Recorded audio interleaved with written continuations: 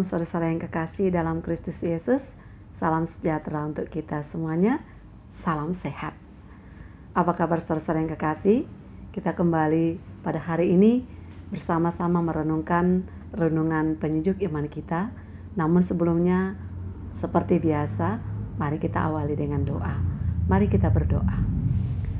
Kiranya damai sejahtera Allah yang melampaui segala akal dan pikiran manusia, itulah yang memelihara dan menjaga hati dan pikiran saudara-saudari dalam Kristus Yesus Tuhan kita. Amin.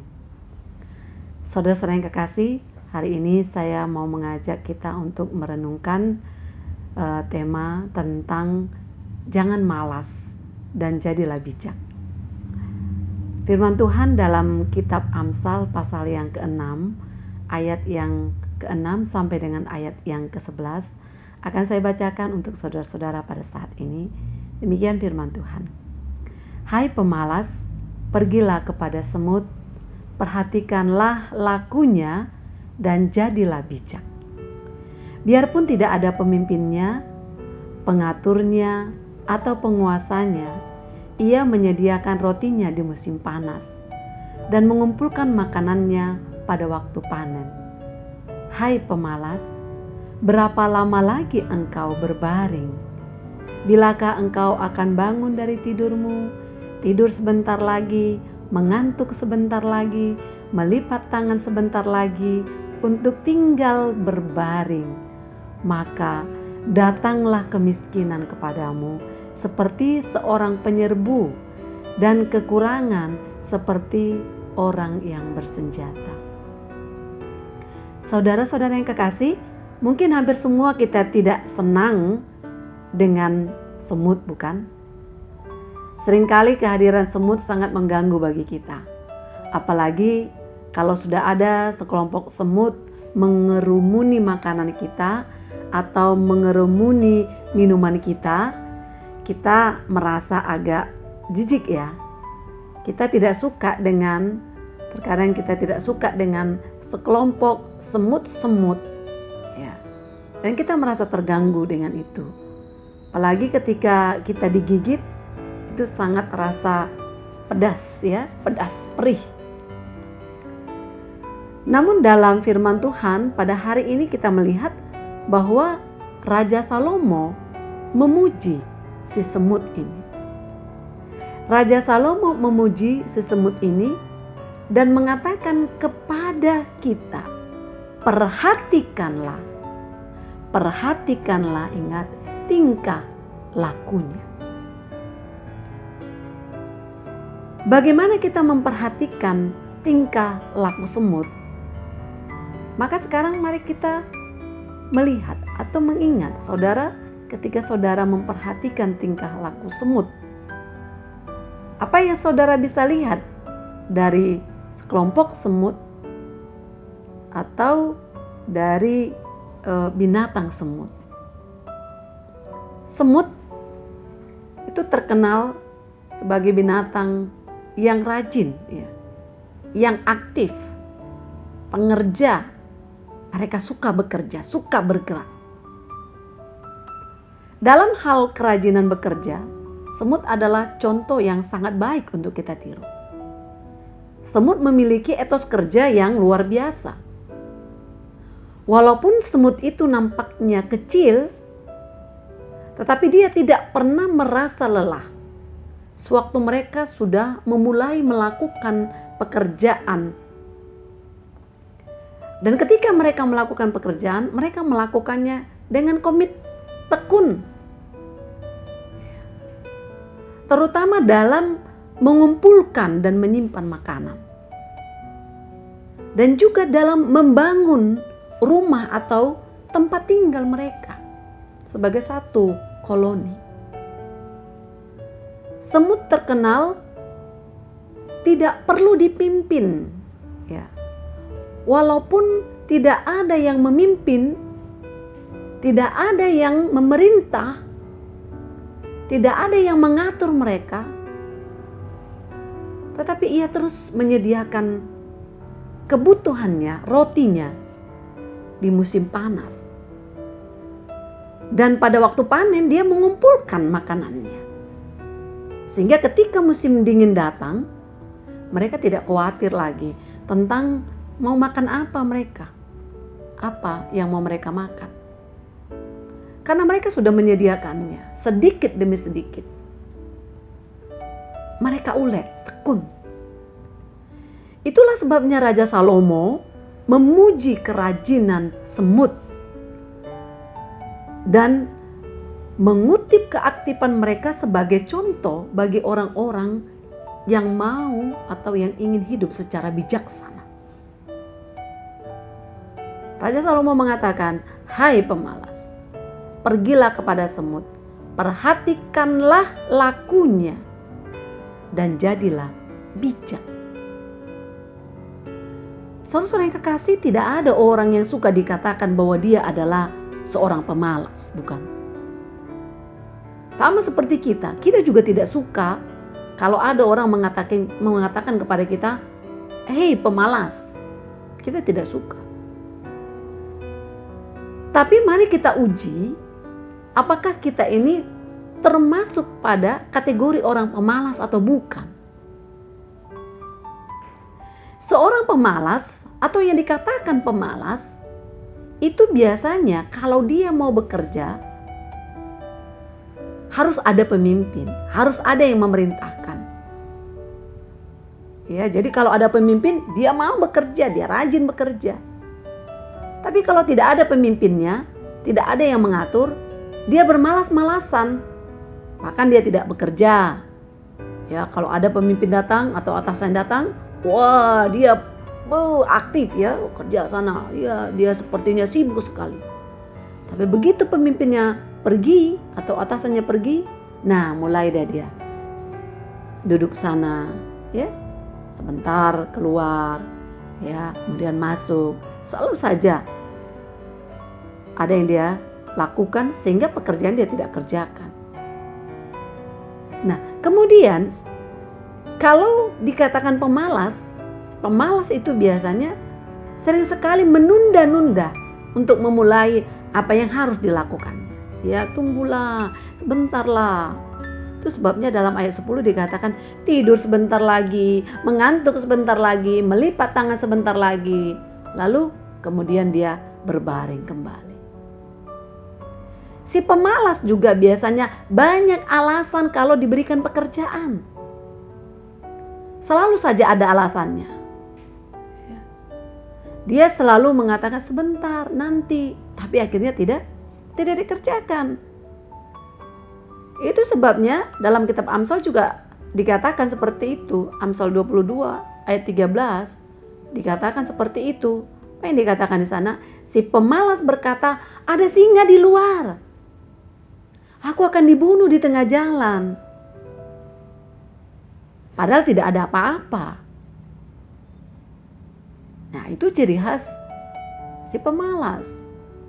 Selalu saja ada alasan. Si pemalas tidak menyelesaikan apa yang telah dimulainya. Ya. Orang malas biasanya tidak akan menangkap buruannya. Sudah sampai di sini saja. Ya. Yang penting sudah datang. Ya, tujuan akhirnya tak perlu. Itu ya. Nah, orang tua saya selalu mengatakan kepada saya, buatlah kalimat sampai titik. Kalau kerja itu jangan tanggung-tanggung, jangan setengah-setengah, harus sampai selesai. Ya, jadi kalau kita bekerjanya tanggung-tanggung, nggak sampai pada tujuan, tidak sampai pada titik, ya itu salah satu ciri-ciri dari si pemalas.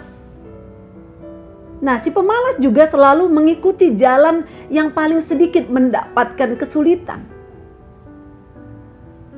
Biasanya si pemalas itu nggak mau repot. Kalau ada yang repot-repot nggak usah dah, ya, nggak usah lah.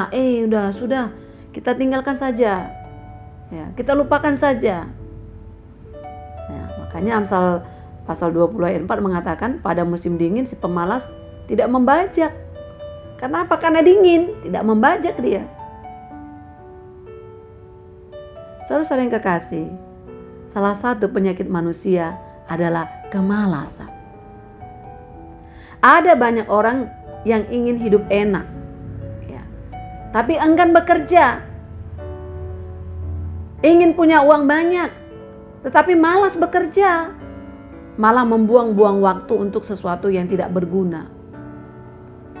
Maka seperti yang dikatakan oleh firman Tuhan kepada kita, kemudian datanglah kemiskinan kepadamu seperti seorang penyerbu, dan kekurangan seperti orang yang bersenjata. Saudara yang kekasih, kemalasan selalu dihubungkan dengan kemiskinan. Orang yang malas, hidupnya pasti miskin. Miskin harta, miskin ilmu, miskin segalanya. Itulah sebabnya kebodohan dan kemalasan kadang dijadikan pada dua sisi mata uang. Ya, yang satu miskin, yang satu bodoh, ya. Yang satu miskin, yang satu malas. Atau yang satu bodoh, yang satu malas. Akhirnya yang datang adalah kemiskinan. Memang tidak semua orang miskin itu karena kemalasan. Betul ya. Ada juga orang yang sudah berusaha, malah lebih rajin, lebih banyak dia bekerja, tapi dia tetap ya pas-pasan lah, secukupnya lah, hanya untuk bisa makan.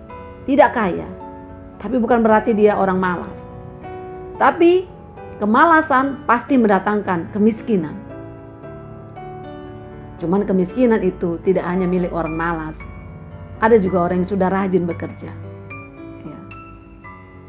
Tetapi kalau kita bersungguh-sungguh, pasti akan Tuhan memberkati setiap pekerjaan kita. Saudara-saudara yang kekasih, tahu istilah yang sering kita dengar sekarang? Saya sering mendengar istilah itu ya. Mager katanya. Mager, malas gerak. Kalau kita ajak bersih-bersih, jawabnya mager, malas gerak. Kita ajak untuk bekerja, jawabnya mager, malas gerak. Ya. Kita ajak pelayanan, jawabannya mager. Kita ajak ibadah, jawabannya mager, malas gerak. Makan pun diajak, jawabannya mager, saudara. Ya. Malas gerak itu namanya malas. Ya. Malas gerak itu membangkitkan memang kemalasan. Akhirnya kita menjadi orang malas. Malas makan, malas belajar, malas sekolah, malas segalanya. Ya, enggak tahu juga ya, saudara-saudara yang kekasih. Istilah itu kayaknya tren sekali sama orang-orang pada zaman sekarang. Lapar karena mager, tinggal order makanan online. Iya kan? Nyuci karena mager, tinggal laundry. Ya. Malas bersih-bersih rumah, tinggal go clean. Ya. Malas nyetrika, tinggal go iron. Ya, mental pekerja pada zaman ini, ya, mental pekerja keras itu sudah mulai terkikis dari antara kita. Malas bekerja, tapi mau kaya. Ya. Mau banyak uang, tapi malas bekerja. Mau makan yang enak-enak, gak mau bekerja. Kalau mental seperti ini yang kita miliki, bagaimana kelanjutan hidup kita, saudara yang kekasih? Bagaimana kelanjutan hidup kita, kelanjutan hidup keluarga kita, bahkan kelanjutan hidup bangsa ini? Saudara, tidak semua orang punya warisan yang ditinggalkan oleh orang tuanya sampai 7 keturunan. Tidak semua. Ya. Oleh karena itu kita harus bekerja. Kita harus melawan dan membuang kemalasan agar dapat hidup sejahtera. Agar dapat bertahan. Dan kalau Tuhan memberkati setiap pekerjaan kita, Kita bisa mendapatkan hasil yang berlimpah-limpah dari kerajinan kita. Maka kita menerima kesejahteraan hidup kita. Saudara-saudara yang kekasih, buanglah kemalasan. Ya. Karena selain yang kita terima akibat dari kemalasan tadi itu, yang sudah saya sebutkan tadi, kemalasan itu juga dapat merusak hubungan silaturahmi kita dengan orang lain, dengan saudara-saudara kita, dengan keluarga kita. Ya. Siapa yang suka punya teman yang pemalas, punya saudara yang pemalas, punya tetangga yang pemalas? Tidak ada yang suka, saudara. Kalau kita orang pemalas, kita pergi ke rumah orang lain, kita akan dianggap beban. Kita dianggap mengganggu hidup mereka. Maka rusaklah hubungan silaturahmi kita dengan orang-orang yang dekat dengan kita kalau kita malas. Bahkan firman Tuhan juga menegaskan dalam kitab 2 Tesalonika 3 ayat 10 dikatakan, jikalau seseorang tidak mau bekerja, janganlah ia makan. Jikalau seseorang tidak mau bekerja, janganlah dia makan. Gak boleh makan. Sebenarnya kalau kita mau tegas, jangan dikasih makan orang-orang pemalas. Oleh karena itu, saudara yang kekasih, buanglah kemalasan itu. Tetaplah bekerja keras dan jadilah bijak. Ya. Keluarga kita, negara kita juga dibangun dari hasil kerja keras para nenek moyang kita. Dan kalau kita rajin, kita memiliki pekerjaan, maka dari hasil pekerjaan kita itu, kita akan menjadi orang yang berguna. Kita menjadi orang yang membawa berkat dimanapun kita berada. Berkat untuk diri kita sendiri, berkat untuk keluarga kita, untuk lingkungan kita, untuk negara kita. Bahkan kita juga bisa menjadi kemuliaan bagi nama Tuhan. Bekerjalah dan tetap berdoa. Ora et labora. Saudara-saudara yang kekasih, bagaimana kita mengisi hari-hari yang sudah Tuhan berikan bagi kita? Kepada semua orang, kepada kita semua, diberikan Tuhan waktu yang sama. Masing-masing kita diberikan waktu 24 jam dalam satu hari. 7 hari dalam satu minggu. Tidak ada yang berbeda. Kepada saya diberikan waktu yang sama, kepada saudara juga diberikan waktu yang sama. Namun bagaimana kita menggunakan waktu yang sudah Tuhan berikan bagi kita? Seberapa banyak yang kita gunakan untuk hal-hal yang berguna, untuk bekerja dan melakukan hal-hal yang berguna, dan seberapa banyak yang kita lakukan untuk bermalas-malasan dan melakukan hal-hal yang tidak berguna. Saudara yang kekasih, firman Tuhan ini juga mengingatkan kita untuk terus bekerja di ladang Tuhan dalam pelayanan. Bekerja terus untuk memberitakan firman Tuhan. Dari 24 jam satu hari yang Tuhan berikan kepada kita, berapa jam kita pakai untuk bekerja, memberitakan firman Tuhan, menyatakan kasih Tuhan, melakukan hal-hal yang berguna untuk kemuliaan bagi nama Tuhan. Mari saudara-saudara yang kekasih, kita berhenti untuk bermalas-malasan. Waktu Tuhan akan tiba. Semuanya akan berakhir. Apa yang akan kita lakukan? Apa yang sudah kita lakukan? Oleh karena itu, sebelum waktunya berakhir, mari terus bekerja. Bekerjalah di ladang Tuhan, menyatakan kemuliaannya, menyatakan kasih-Nya, nyatakan firman-Nya kepada setiap orang. Kerjalah selagi waktu masih ada. Tuhan berkati kita. Amin. Mari kita berdoa. Anugerah Tuhan kita Yesus Kristus, kasih setia Allah Bapa dan persekutuan dengan Roh Kudus, itulah yang memberkati engkau hari ini, esok, dan sampai selama-lamanya. Amin. Demikianlah renungan penyejuk iman kita hari ini. Tuhan Yesus memberkati.